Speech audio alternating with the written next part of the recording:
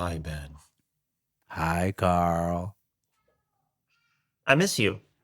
Aw, miss you too, man. I haven't seen you since I blinked. it, I haven't seen you since we stopped recording the last episode and hit record on the next one. but it felt like a long time. It did. It did. Um, but I had an idea that I wanted to toss around with you a little bit. Now, a couple weeks ago, I taught a master class that was like a 4 hour live session where I mixed the song live in real time from start to finish, but with the purpose and the goal of thinking out loud about all of the emotional decisions behind the choices that I made. Not talking about, oh, I used this compressor setting because the ratio is nothing like that. It was all about, oh, lyrically, this is kind of like there are some clues in the lyrics that I want to take as directions for some things that I should do in the actual mix itself. And I know that I have some examples I'd like to talk about, and I know that you have some examples that I'm sure you could talk about too. And I wanted to see if that would be interesting to you. Yeah, I'm definitely curious to hear about, uh, you know, all takeaways that you had from teaching that masterclass and kind of what it made you think about. But yeah, definitely the emotional aspect of a song and how it affects the mix is awesome. And so Yeah, I'm down to take a stab at this. yeah, and I think especially like the emotion of the moment, like that's something that I I think people should. I don't think people spend enough time thinking about the emotional intent of like moment by moment.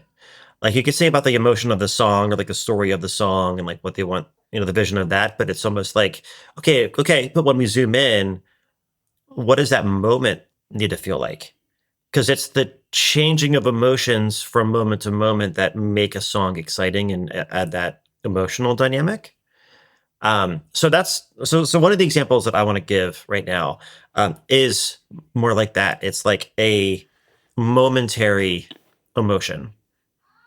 So in the song, so the song is called "Heartthrob" by Saint Slumber, and it's not out yet. But Josh was super awesome in allowing me to use a song that I'm mixing for a future release anyway, but doing it for this class in real time and allowing people to see it like not just like a hypothetical song that like, oh, I recorded this thing for show for my YouTube channel and now I'm gonna mix it and show you how to mix it. It's like, no, this is like a real client, a real song.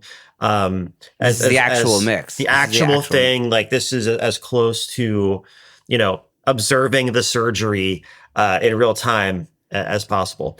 So uh, the thing I love about some of the more recent songs that I'm doing with Josh, with Saint Slumber, is that there's a lot of this subtle, like, I don't want to say cynicism, I don't want to say sarcasm, I don't want to say like tongue in cheek. I don't know exactly how to phrase it, but there are these interesting perspectives. He's writing the lyrics and singing from these kind of like alternative perspectives.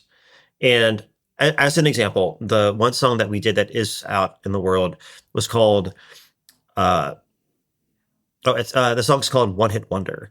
And lyrically, the whole concept is kind of about in looking at being a one hit wonder as something to strive for. Because if you can just get one big single, make your money, then you can be done. And you don't have to deal with all the bullshit of the industry. You don't have to deal with people like all of like the negative, like it's kind of like flipping it on its head. And instead of a one hit wonder being this like, oh, that's a bad thing. It's like, oh no, like I want that. I want to just like get my song, make the money, and then not have to deal with and then you can just be a true everything. artist. Just be a true artist, yeah. Or like, or whatever you want to do, right? And there was something always really interesting about that, and there are even some emotional cue examples from that song I could talk about another time. But uh, this song called "Heartthrob" is kind of in a similar world where it's he's taking the perspective of somebody that desperately wants to be what American society thinks as like a uh you know like the hyper masculine like I'm trying to think of how to say this. Like what would be like, the epitome of American manhood? What would that be? And not necessarily, but what I like about it too is that he doesn't take it in like a political sense. It's not like like a conservative versus liberal sense. It's just like kind of like as a society, what are the things that society, especially on social media, what does it value kind of disproportionately that they really shouldn't? And he sings from the perspective of wanting to achieve that, which is really, really interesting. So there's a line in the first verse. The line is, "I want to get drunk, act tough, hit the gym and get buff, then I'll lawyer up." And then it says immediately, then he says, "What's the problem, bub?" So it's like this sense of like he wants to just he wants to start a fight, right? Which is nothing at all that Josh the person would do, but it's like this character that he's singing from.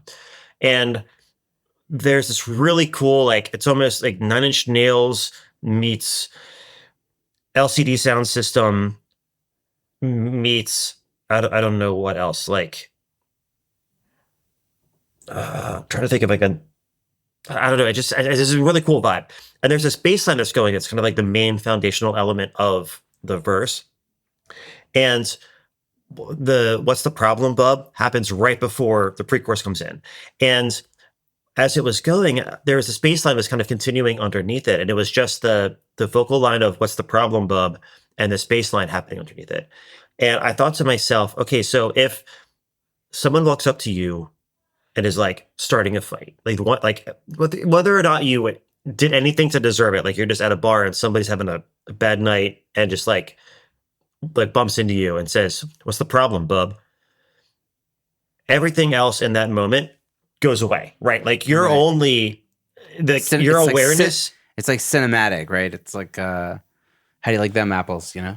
Yeah, but like but your whole awareness, like you are no longer thinking about what your friend's saying. You're no longer thinking about what's on the TV over on the wall. And all of a sudden it's just like you're in this moment and like figuring out like what is this guy doing? Why is he starting a fight with me? Right. So what I wanted to do was to give you the sense of, the singer is like, or the character in the song is like starting the fight with you. So I like right as he starts saying that last line of, "I want to get drunk, act tough, hit the gym and get buff, then I'll lawyer up." And then boom, right when he says, "What's the problem, bub?" everything else mutes. Right. I muted that bass line right there. And like, even though that bass line is like a recurring, like melodic theme that's happening, that's the thing that's kind of like driving it. I was like, if I mute just like the tail end of that bass line, Right. number one, it's going to kind of like abruptly stop the groove and also sonically focus all of the attention to just that fairly, dry, distorted vocal of him saying, "What's the problem, bub?" So it's a way to kind of create this sense of just like like someone's like you knocked over someone's glass by accident or they bumped into you, whatever it is. But all of a sudden, when that moment happens and they're starting that fight, like I wanted you to feel like that. I wanted you to feel like everything else stops. So I just literally muted everything, Muted everything all else. the effects, muted the bass part, and then when it kicks back in and it's like the groove kicks up again, it like starts to build more energy and you realize that like you were just a passing moment in his night. Like he said that and then he kind of like went on with his business, Right. and everything starts to like feel better. And I really wanted to like make the listener uncomfortable in that moment. And it was all because of the lyrical cues that were left. Like it was because of what he was saying, like kind of like not just the overall intention of the song, but like that line in that moment was like the perfect place to just like really, you know, grab the attention of the listener. And that's the shit I love for, or that's the shit I live for. Amazing. That's a Yeah. great story. Like I don't know if I could even think of an example as good as that. That's like so good. And like I'm envisioning it like a movie. You know what I mean? Like when you get to that scene.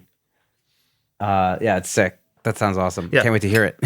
Oh yeah, I'll see if Josh wants me to like play a part in the podcast. Oh, that'd be If I could just cool. play, because it's not released yet. It's not even like finished yet, This is but like we're still. we're going back to the Saw segment back in the day, Oh yeah, in the pre unofficial sauce Carl segment. era. Yeah, yeah, Um, yeah, yeah. but That's sick. yeah. So yeah, I mean, I guess like my thought is like, are there any other moments, either in things that you've worked on, or even songs Yeah, that you know, as a listener, that you've noticed, you've noticed, you can kind of like pinpoint, you know, what did they do, and like in the mix and the yeah, production. And yeah, I don't want to say too, like, yes, muting the bass was a production choice, but and I got the thumbs up for, but also like, but muting all of the reverb effects and the things that I added, and like making it, I think I also like made it a little bit more like more narrow too. Like it had a little bit of like yeah, a widening kind of vibey thing on the vocals for the other parts, and I made it like real narrow. It was just like I wanted it to feel like, you know, like the singer's like right in your face, like right up against you in that moment. So like there are still like a lot of mixed decisions that happen because of that. So yeah, yeah. sorry, I wanted to No, that's cool. be clear.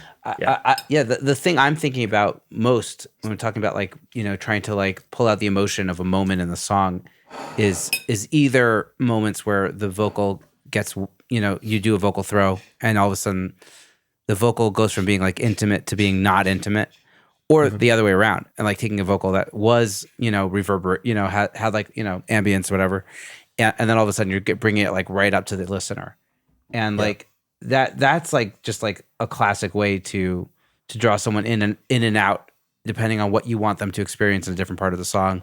And so like, so, you know, like I'm thinking of one song where like we just started with the vocal super bone dry acoustic guitar vocal right in your face because we wanted to like we wanted the intimacy of that vocal to really like grab at your heartstrings, like, you know, like, cause you know, the singer is like, you know, this particular singer was, you know, trying to find like the right relationship. And so she's like intimately, like trying to like talk to this person who might exist. And then, when she takes a step back in the pre-chorus, that's when like we made it super ambient, you know, because like now she's like imagining like different things, you know what I mean? So like just like kind of like taking the listener on a journey like through the emotions of this singer and like what you know, like what she's going through in this particular case, uh, of like, you know, being alone, and then maybe, you know, like maybe this is how I find the person or whatever, uh, and just like drawing them into that, like, you know, the intimacy of like how they're feeling, and to like the grandeur of like what could be, you know, Yeah. like I'm being a little bit vague, but I think you know what I'm saying. And like I just like countless examples that I could think of where I've done stuff like that just to kind of like bring out a certain moment, just to like make it more grand or make it more intimate based on like just like the, you know, bringing in and bringing out the reverb and delays. That's like definitely, I definitely muted stuff also, not probably not as impactful as what the example you gave, but yeah, like I think like vocal throws are just like such an easy way to like, wait, what just happened? Because like you're here, and then all of a sudden the vocal is here, it's everywhere, Mhm. and then you're just like, oh, what's happening? The song is going somewhere, and it kind Yeah. of gives you a cue to like what's happening next. Because like what is awesome about music is the journey of the song, like the 3 minutes that you have to tell the story. You know, music is art through time. You know, unlike other artistic, you know, platforms, not platforms. You know what I'm saying? Like Yeah. as opposed to Mediums. paint Yeah. Media. mediums, like Yeah. as opposed to painting or whatever. I guess cinema is also through time, right? But that's but it has other, you know, stimulants and stuff. So just like audio moving through time is pretty awesome. And yeah, and so just like changing that from one place to the next place and just like queuing it up. That's a move. Yeah. And I think there's what you're kind of making me think about too is that there is a difference between creating the interest in a way that is really pushing the story forward versus creating interest that is just cool for the sake of being cool. Right. And I kind of have this I don't know, this idea in my head of like, I'm not like a big film buff, so please don't, you know, don't murder me, anybody listening, if I get this wrong. But like, I would almost imagine like there's Christopher Nolan and then there's like Michael Bay, and you have some like really phenomenal like storytelling, a lot of writing, and not like the visual choices are much more in like the lighting and the angles and the movement versus like Michael Bay, where a lot of it is like, kind of the becoming a cliche, to this age where it's like, oh, but just lots and lots of CGI, lots of big action scenes, fight scenes, all sorts of stuff. And it's like, are we doing are we creating interesting moments as a mixer? Are we trying to highlight interesting moments because they're pushing the story forward, or are we highlighting interesting moments because the story itself isn't that good and people are just listening, or we're hoping people keep paying attention, keep listening because of Right. the cool sonic CGI tricks. Right. And I guess both are valid, but it depends on the audience and it depends Yeah. on the genre, right? Like, And the intention of the intention of the artist and like what it's for. If it's meant to be that, then hell yeah, do that. But it's Yeah. when it's when the intention is not aligned. yeah. I mean, I think almost all that stuff that I'm thinking about is in the Christopher Nolan camp, I think is what you're like implying. But like, yeah, like, because I'm not working on such like heavy pop music the way you are. Like almost everything is intentional, like in like a not like not that pop music isn't intentional, but like there's almost always a storyline, to the songs I'm working on, and we're trying to like, I guess maybe I work on some religious music but it's a similar idea of like, like they want to carry you on this journey with them, you know what I mean? And like, how do we like, and that's also the instrumentation, when do the drums kick in? Do we like space everything out for the bridge? Like, do we like let you go to a different place in that storyline in the bridge and like open it up, or maybe it gets more intense? And that all sort of depends on the story and what feels good. You know what I mean? And so, yeah, like a lot of those decisions are story based and just like that timeline, and just like, and usually it's subtle stuff over time. I mean, it might not be subtle, but it's like, it's not just like, boom, where no reverb, lots of reverb, wide, small. Yeah. Like it's not like that. It's like, it's usually section to section. Maybe there'll be like, the end of a phrase where we'll just drown everything out in verb to like make it really like space out and get someone into like a trippy zone. So, Yeah. but it's not like schizophrenic, mixing choices usually, for at least what I'm doing. Yeah.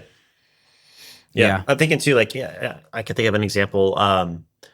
We were talking about like having like a vocal reverb or something, like kind of like, how did you phrase it? Like it kind of like Spaces out. spaces out. Yeah. Like I could think of an example of, a song I did recently for the Hades where there's a guitar solo after the second chorus. And it's like it's this real like dark, like sexy in an Arctic Monkeys kind of way, and almost like an AM kind of way. But like, I like to think of it as like, imagine if Arctic Monkeys had even more of like the neighborhood aesthetic. I don't know if you know them or not, but I don't know anybody neighborhood. that if you're listening, if you're listening and you know what I mean by that, then you'll probably like the Hades. I'm gonna have to but- check out the neighborhood and the Hades after this. That's what's gonna have to Yeah. happen. Oh yeah. But when it goes to the solo section, it's just like it's like this really like kind of probably like, I don't know, like 85 BPM, 90 BPM thing. So it's like big, but it's like it's not fast, high energy. It's not like a Guns N' Roses solo. And the guitar has like a lot of effects on it. It's still like very melodic, but there's a lot of ambience that is created by that. And I remember that I wanted to have something like you're saying, where like the vocal gets kind of spaced out leading into that. And you can do something just as simple as automating a reverb throw, but like way more than you normally would do. Then it's just like, I think I put it through Valhalla Vintage verb on the Homestar Blade Runner effect, which is just like, like crazy, like, I don't know, like probably like a 10-second delay or a 10-second tail and like all this stuff, but like automating the mix from like 0 to 100 over the course of like a quarter notes word, length of a word. So that way, as it like goes, it almost like you hear the word get like sent off into the distance. Right. You know, So and then yeah, like, and kind of almost like kind of getting out of the way as this guitar part comes in, and it's just like, oh, it feels so good. It just feels so yeah. You good. could also use like if you don't want to do the mix knob, you could do like a pre fader instead of post fader throw, Yeah. and then like lower your like dry signal while you send it out. I do that when I'm doing that often. Just like they're both valid. It's just like either way, whether you throw it or use it as an effect. Yeah, it's sick. Yeah. Yeah, So yeah, I was just thinking like that was like, exactly as soon as you said that, I was like, oh yeah, I love that. I love doing that. It's fun. I do that. I do that all the time. I do that so much. I had another thought of like a great example, and this is more of a production than a mixing thing. Was like we were doing a song. I was doing a song with an artist, um, and the song was like upbeat, but it was also like a bit of there was like an element of sadness because this artist Davidal, he what it was like it's like a Jewish religious song, but it's also like he was like going through cancer and all kinds of stuff like that, and it was like an upbeat happy song, but it was also like a bit of a sad song because it was like a tough time in his life, and like thankfully he's doing great, he's all good, but and we just like wanted something in there that felt sad to like, even though the song was happy and upbeat, we wanted something in there that would make it feel bittersweet. Yeah. And like, what do we do? Slide guitar, obviously. And so we did some like, and now I have a actual slide, and I love this thing. But back then we didn't have, neither of us had like a slide for our guitar. And like I ended up playing it with like a candle holder, like a glass candle holder. Yep. On the it was like a very simple part. Like the whole thing took like 15 minutes, but like that like 15 minutes to do that simple guitar part, there's just like a little bit melodic, and in the background took this song that was like a upbeat song with like like this kind of like jumpy kind of jungly drum sound and like burpy sort of bass tone and whatever, and just like gave it this like, whoa, what's happening here? There's something else that's like a little bit deeper, and there's something else that this song is touching on, and it really brought the song home. And so that was like That's awesome. Just like a great example of like trying to like move a song emotionally through one little part, and that was it. Yeah. And that was an amazing moment. Yeah, that's beautiful. Yeah. So not exactly a mixing thing, but the production's the mix, right? We talk about those. Yeah, there's the line between the two can be very, very, very blurry. Yes. So yeah, thanks for indulging me, Ben, because I was thinking about this a lot ever since the masterclass, and also like in a track I was working on this morning. I'm kind of like on the constant hunt for the little clues, emotional in the clues. song. Yeah, it makes everything make sense. I don't know if it makes sense when I say that it makes sense. Yeah. But it helps to feel like I'm being guided by. My mix is being guided by the lyrics and the moment, rather than me just being like, well, I gotta balance this to pink noise or whatever. So yeah, if you're interested, if you want to check it out, if you're a member of Studio Land, you can access the masterclass in there for free. It's in the resource library. And if you're not a member of Studio Land, you can still get access to the mixing masterclass. And I think you'll enjoy it. I think if you've listened to this far into the episode, I think you'll really enjoy it. So we'll put the links in the show notes. Yeah. And I guess I would just add one thing is just like talk to the artists you're working with and see if there's something that they're really trying to like, even if the lyric might not even be the thing that tells you what the emotional impact of the song. Cause like this song that I was talking about with the slide guitar, like, the lyrics were religious, like Jewish religious based, but the story, like I had to learn the story by talking to the artist. Yeah. And that made all the difference. So like, you just talk to the people you're working with and see what the song's really about. What are they trying to do? Like what's the impact? What are the emotional? Yeah. What's happening behind the scenes too? Exactly. What's happening behind the scenes. Yeah. And that's a great thought. And have those conversations and let that also guide you in your pursuit of a mix that is emotionally resonant. Yeah. That's great advice, Ben. Yeah. Oh, thanks. Of course. Until next time. Bye, Ben. Bye, Carl.